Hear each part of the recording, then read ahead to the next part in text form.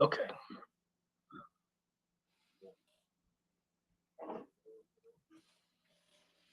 Today is a great day. I am so excited to be here in Kansas City. I can't tell you all the emotions I've been going through my head whenever, the pen hit the paper, and to be a part of, what the organization, everything that we have going on in this city. It's really exciting for me. It's really exciting for my family. And I can't thank the Hunt family enough. Beach, Coach Reid, Spags, the entire organization of the Kansas City Chiefs. I'm excited for this, and I can't wait to get to work. So at this point, we'll take questions. Let's go first to Herbie Teope with the Kansas City Star. Go ahead, Herbie. Hey, Justin, welcome to Kansas City, man. Thank you. Thank you. So happy to be here. Yeah, I have two questions for you. The first one, obviously free agency is always about choices. Why the Chiefs? Why did you choose the Chiefs? Yeah, so I had a few options. But really when it came down to it, and you took the financial bit of it does play a role too. When you take all that away, you start to look at the fit and the culture and the opportunity that's put in front of you. I want to play for a championship caliber team.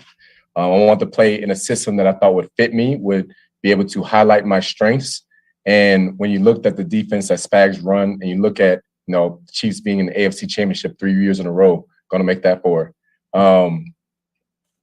It's just it really felt right. I slept on it one day, came back to it, and in the back of my mind, bottom of my heart, I was like, you know what, Kansas City is really the best situation and fit for me. So we're going to pull the trigger on that one. Nice. And then in 2018, obviously your rookie season, you got a chance to play alongside Tyrann Mathieu. And by all accounts, it looks like you're going to be taking a spot here. When you look back at your rookie year, what was the biggest thing you learned from Tyrann that you've applied to your pro career? Yeah. So there's a couple of things. I had a great veteran group in front of me. It was Tyrann Mathieu, Kareem Jackson, and Jonathan Joseph. And I took things from each one of them. J-Joe taught me just really on the mental side of the game, taking notes on basically everything. You could ask J-Joe any question, he'd have an answer to it. Kareem taught me how to be competitive. We had a saying that we say to each other every day, just about we're going to spin heavy today. You know what I mean? It's an attitude. And Tyrann, I'll never forget, his thing was a mentality and attitude to the work ethic and playing with just a savviness. He called it championship swagger, fall forward. His pregame speeches were second to none. You know what I mean? So he was a big leader in the room. He's somebody that everybody gravitated to. So whenever he did leave Houston, I kind of took over a little bit of that role by the precedent that he had set. So Tyrann is an unbelievable guy. He's an unbelievable player. He's a friend of mine. And, whoever ends up picking him up from free agency is going to be lucky to grab a guy like that. Let's go next to Pete Sweeney. Go ahead, Pete. Brad, I'll have a quick follow-up. Kind of dovetailing off of the Tyrann question, why is positional versatility what he does for a team and just playing so many different roles? Why is that a source of pride for you? And how much do you look forward to doing that in the Spags system? Yeah. So whenever you're put all over the place, you're a guy that, has to be watched out for. I mean, we played Kansas City, 3 more times since Tyrann was playing over here. And I remember in our team meetings rooms, whenever you kind of highlight the problem players on the other side of the ball, we'd always say how much of a problem Tyrann was because he'd line up in so many different positions that you always had to be aware of where he was at all times. So that is powerful whenever you have a weapon that's dynamic and versatile and can be put in different places on the field, because it makes the offense try and think a little bit more and try and find ways to counter you. And when they're thinking about you and not thinking about their responsibilities, that's a tendency for there's an open opportunity and window there for you to make some plays. Also, even furthermore, like the injury rate in the NFL is 100%. So whenever you have a guy that's able to fill multiple roles and he's willing and has a want-to do it, then that lets you to play the best 11 men on the field at all times. I had an opportunity to hear you on Sirius this morning, and you were talking about getting the roster pictures and learning everyone's face. I imagine that comes with the leadership role. How much has the organization talked to you about coming into the locker room and being a leader of men in that fashion, and why is that a strategy of yours? Yeah, I think we mutually understand that this is something I want to do, but at the end of the day, that's not something that's just given or appointed to someone. That's something that you earn in the locker room with the guys themselves. So that's why it's a big point to me that I want to be able to shake every man's hand in that locker room, look them in the eye, and know them by their name. You know what I mean? In order to receive respect, you first have to give respect. So I'm big on that. I want to earn these guys respect. I want to prove to them that I can be the leader. But that's not something that's just given to me. I have to earn that. Let's go next to Adam Teicher with ESPN. Go ahead, Adam.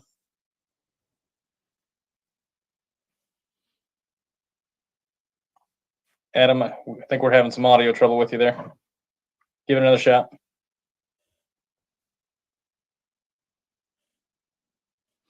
All right, we're going to come back to you, Adam. Let's go next to Matt Derrick. Go ahead, Matt. Hey, Justin, welcome to Kansas City. I appreciate you.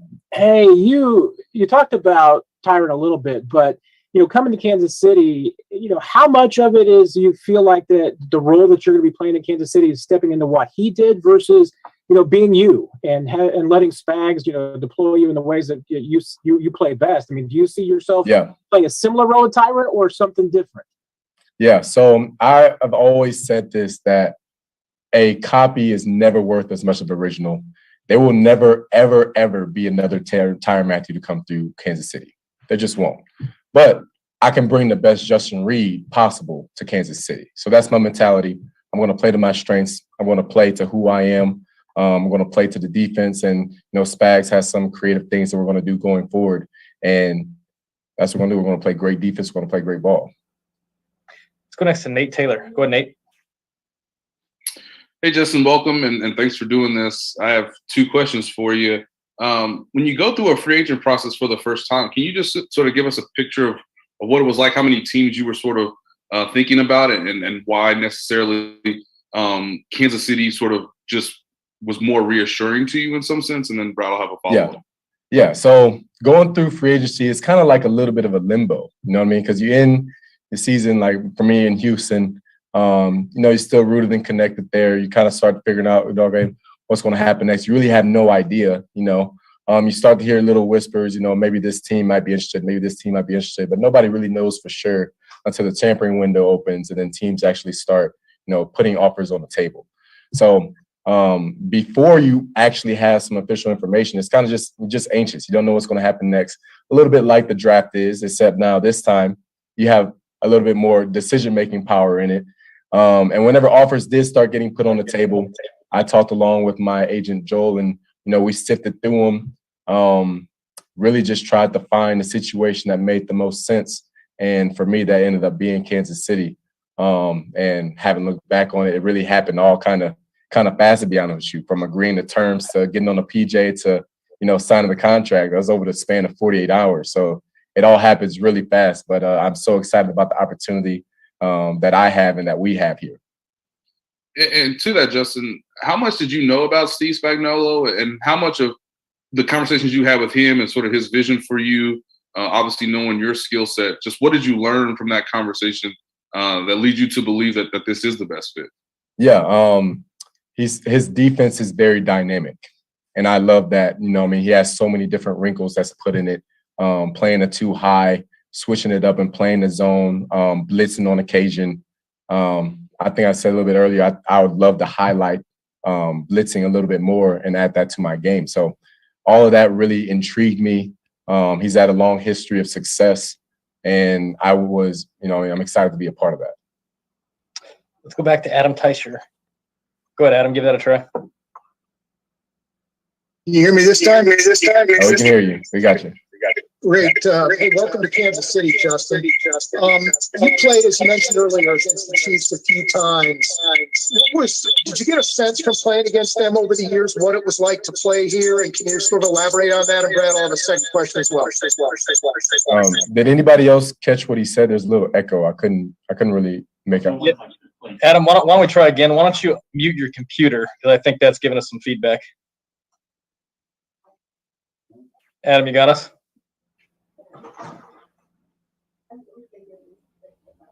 All right, Adam, we're going to come back to you again. Let's go to Matt McMullen. Go ahead, Matt. That's perfect. My question is similar, actually, so I can ask it for Adam. Hey, Justin, welcome to KC, man.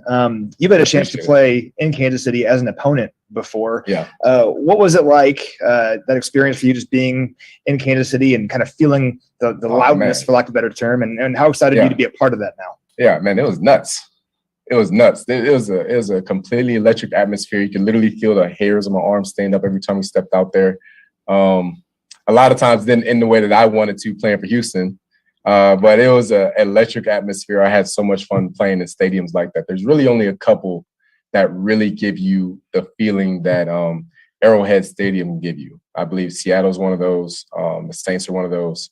And then here, obviously. And this is an open stadium, and how loud it gets is absolutely insane. I'm really excited to actually be on the field now while the crowd is going crazy. A lot of times I was just on the sideline whenever they're being loud for the Kansas City Chiefs defense. But now to be a part of that, I'm so excited to, feed into the culture here, be a part of the fan base, help get those guys going, and then have them give us a little bit of energy too, because it really makes a tangible difference whenever the crowd is into the game and they get loud. And it actually energizes and boosts us as players on the field. So it makes a tremendous difference. I can't wait to strap up and step out in front of them and play for them. We've got 3 more. We'll go right down the line, starting with Darren. Go ahead, Darren. Hey, Justin, welcome to Kansas City again, and hopefully you get a chance to enjoy some of the culture that we have to offer here. That being said, a couple of questions for you. One, have you spoken with Tyrann Mathieu since you signed with Kansas City? No, I haven't spoken with him yet. Okay, but knowing that you played with him your rookie year, as you told Herbie, we talk about the leadership, and of course when the Chiefs brought him in, he was pretty much replacing Eric Berry and the leadership that he brought, not only in the locker room but also on the field. What did you take away during your time playing with him as a rookie that will put you in that same situation when you come in and give off the same respect? And then also, what do you think you'll be able to learn with your other backfield mates like Juan Thornhill and some of the other players on defense? Yeah. So what I've learned is, because I've kind of got to see both sides of the coin, I've learned what the team can do when you have a strong central voice and leadership like that. And I also know what problems arise when there's a lack of voice and leadership at the same time. So I understand fully how important it is to have that voice, be a central point of leadership on a team and make a difference, to having guys hold each other accountable, going out there, play hard, and having guys play their best ball. So me knowing that has encouraged me to be that guy. I doesn't have to just be me. I know there's plenty of leaders already on the team too.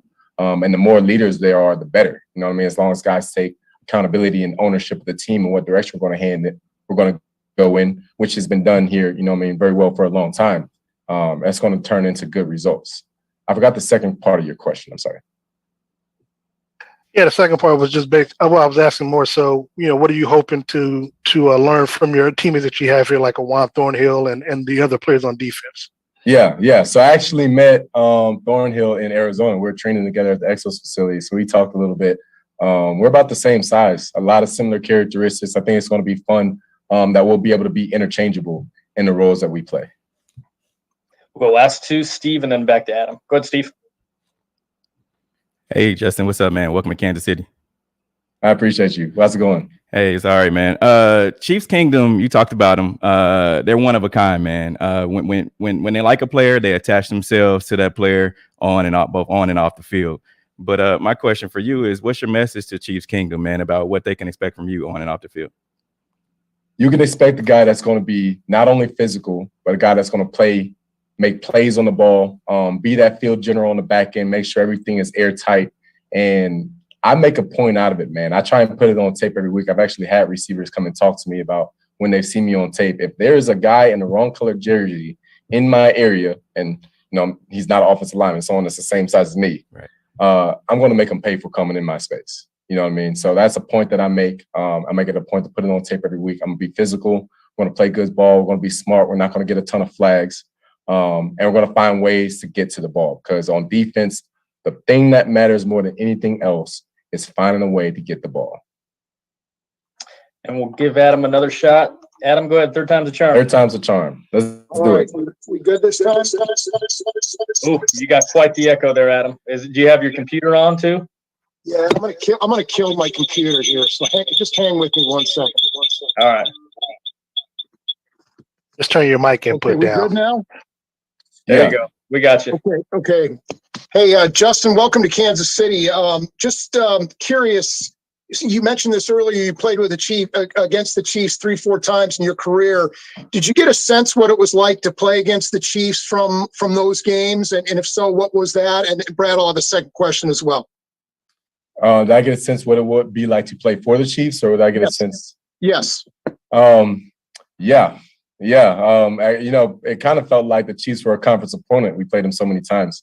But just what I've gotten out of my experience playing against them is that in this fan base, in this culture, on this team, as long as there's time on the clock, you always have a chance to win. You know what I mean? And you can even take that back to when there was 13 seconds on the clock and I was watching, you know what I mean? We were able to score a touchdown and go and take that game into overtime and all of that. Like, as long as there's time on the clock, the energy, the amount of talent that's on this team is unbelievable. I mean, 2019, we experienced it firsthand whenever, the Texans were up 24 points and by halftime we were down 2 touchdowns. So as long as there's time on the clock, as soon as momentum shifts, the crowd gets into it, really pumps the players up. And once the ball gets rolling, it's a very hard train to stop. And that's really good for the Chiefs organization and for, Chiefs Kingdom in general. Okay. And did you ever talk to Tyron about what it was like to play here? And if so, what did he tell you about what it's like to play for the Chiefs? Yeah. So I haven't talked to Tyron yet. I actually know a couple of guys that have been through here, though. Some of them up the top of my head, like Eric Murray, Martinez Rankin came here for a little bit.